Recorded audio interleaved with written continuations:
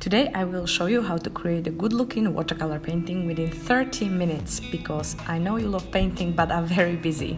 If you love painting but don't have as much time, this tutorial is just for you.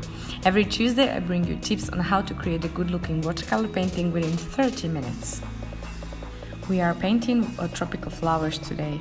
All you need is paints, one larger and one tiny brush, watercolor paper and a bit of alcohol for creating effects. For leaves, use larger brush. To create nice watercolor effect, you need to use a generous amount of water with your paints. Paint 5 leaves, just as you see me doing in this video.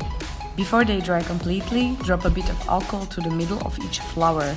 It will react with watercolor and create this light zone.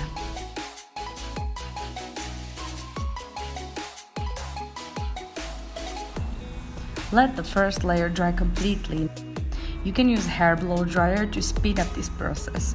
Once it's dried, pick up a bit of more saturated paint with your tiny brush and paint these flower pistils. You can add splatters to some of the flowers as well, just like I did.